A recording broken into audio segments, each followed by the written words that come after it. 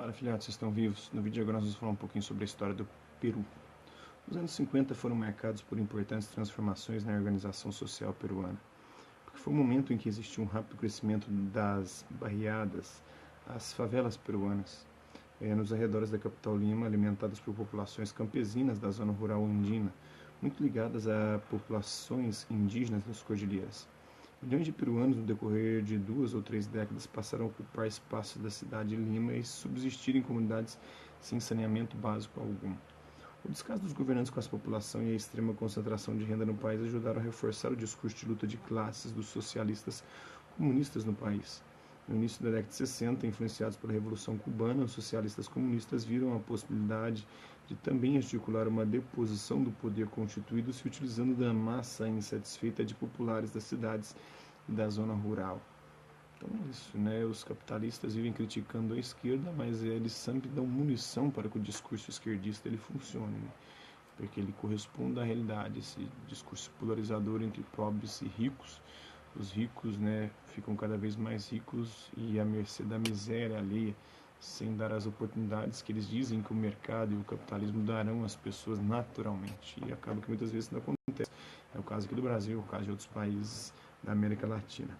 Iniciou-se um movimento para tomar o poder por meio de luta armada, utilizando a tática de guerrilha, que se destaca o movimento de esquerda revolucionário MIR e o Exército de Libertação Nacional ALN. Essa movimentação preocupou a classe dirigente, que apoiou em 62 um golpe de Estado e passou a ter um governo de origem militar também lá. O governo de Belaúnde Terre, da Ação Popular AP, deu início ao peruanismo, compreendendo que teria de atender aos interesses de classes muito fragilizadas economicamente para conseguir combater a dissipação da ideia da luta de classes. Belaúnde Terre articulou a política para romper com a dependência do capitalismo internacional e promover uma reforma agrária. O processo de reforma agrária no Peru ocasionou o aparecimento de minifúndios, criando camadas camponesas com poder aquisitivo para se incorporarem ao mercado consumidor capitalista. O governo também organizou o chamado Plano Inca, que visava a reestruturação empresarial. Para isso, o governo organizou a chamada Comunidade Trabalhista, que permitia a participação dos trabalhadores na gestão, nos rendimentos e na propriedade de empresas. Também foi criada a Propriedade Social dos Meios de Produção, em 1974. Que tinha como objetivo promover transformações que levassem à democracia social e à participação plena, ou seja, o trabalho como fonte de riqueza e participação econômica como real sustentáculo do exercício do poder político dos trabalhadores. O governo de Belaúnde Terre enfrentou vários movimentos revolucionários, como o Sendeiro Luminoso, em 1980, e o Movimento Revolucionário Tupac Amaru, em 1974, todos de ideologia marxista. Em 1985, a APRA voltou ao poder com o apoio da esquerda unida e da maioria da população, elegendo Alan Garcia. Em 1990, por meio do lema de campanha Honradez, Tecnologia e Trabalho, subiu ao poder Alberto Fujimori, vencendo na eleição presidencial o candidato da Frente Democrática, Mário Vargas Llosa, o escritor, né? Fujimori, sem apoio no Congresso, promoveu um golpe de Estado com apoio dos militares em 1992.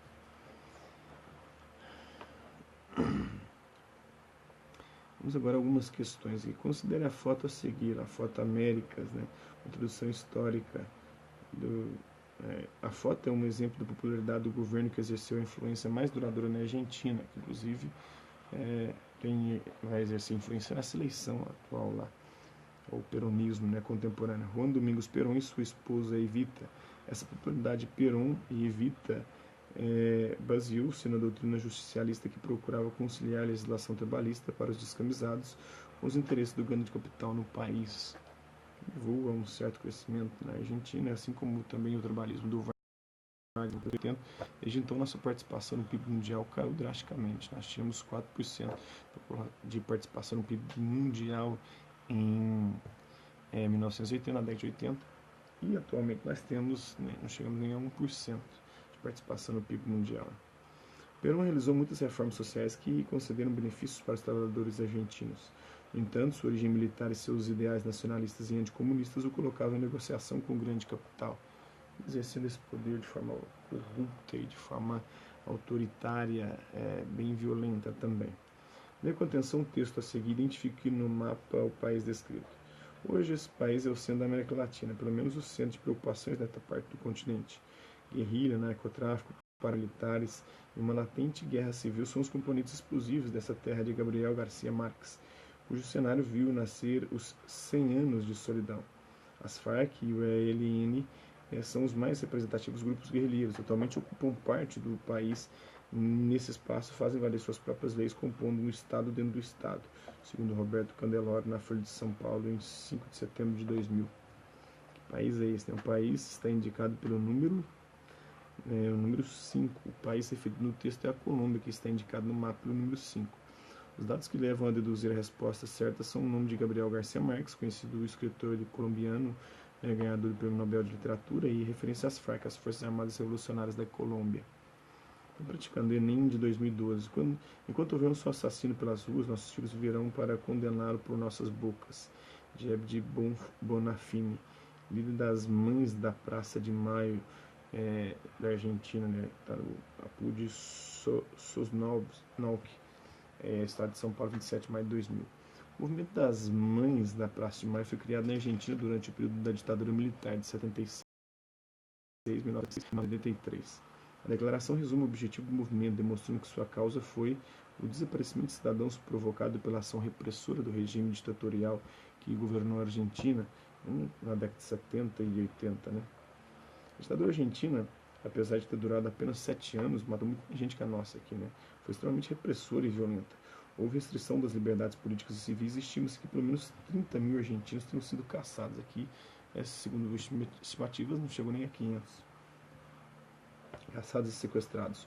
Muitos não voltaram para casa. Fatos como esses fizeram surgir movimentos como o das Mães da Praça de Maio, que buscava justiça para seus filhos desaparecidos. Um fragmento sobre a América Latina. O novo regime já não é oligárquico.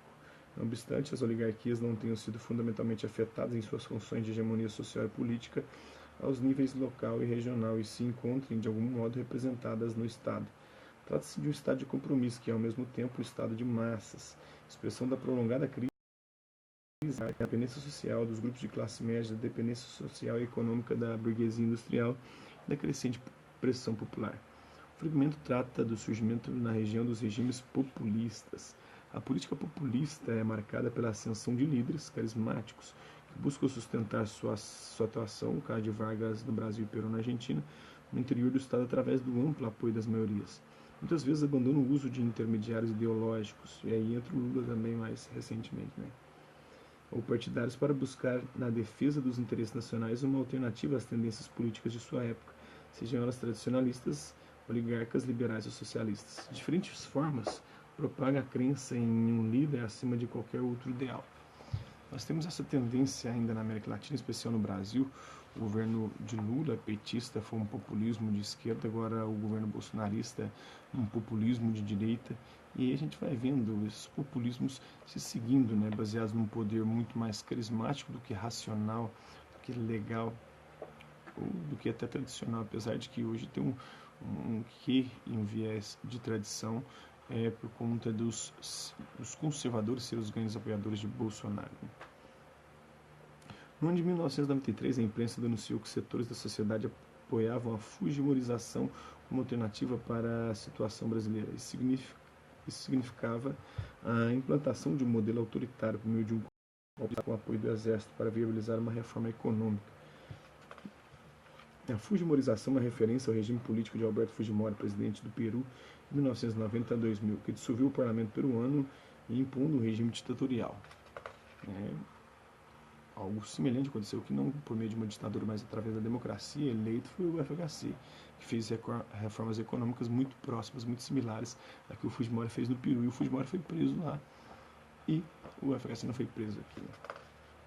Assinale a alternativa que não caracteriza de modo correto as ditaduras militares instaladas em diferentes países da América Latina nas décadas de 60 e 70. Vou lá isso aqui, né?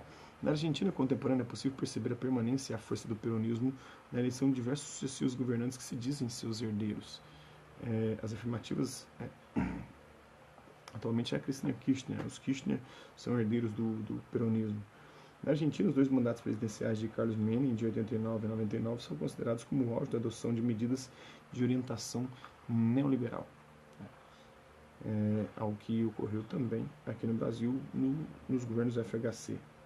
Teve um início em 89 também, mas aí com 89, 90 com o Fernando Collor de Mello, e depois essas políticas foram continuadas por Itamar Franco e levadas a cabo por FHC. Entre 1970 e 73, o Chile viveu uma experiência de profundas transformações socioeconômicas, a partir da vitória nas urnas de Salvador Allende, e depois teve o golpe militar, o governo esquerdista lá. Em 2002, completaram-se 30 anos da Guerra das Malvinas, Malvinas para os argentinos, Falklands para os ingleses, sendo que as animosidades entre Argentina e Inglaterra, na disputa pelas ilhas inglesas, situadas ao extremo sul da América do Sul, foram a presidente da Argentina, Cristina Kirchner. Em 1951, o governo peronista projetou a construção de um monumento para homenagear os trabalhadores argentinos, intitulado O Descamisado. Desde 1952, com a morte de Eva Perón, atribuiu-se ao monumento a função de homenagear também a primeira-dama argentina. Então, isso é um pouquinho da política latino-americana, história da política latino-americana. Espero que vocês tenham gostado do vídeo. Quem curtiu, dá um like. Quem não curtiu, dá um dislike. Quem se interessar pelo conteúdo do canal, é só se inscrever, ativar o sininho e aguardar os próximos vídeos, as próximas notificações. Deixe também seus comentários, vendo o que você tem achado dos vídeos, sugestões de temas e assuntos para serem abordados em vídeos posteriores. É isso aí, hasta lá vista, babies, até a próxima.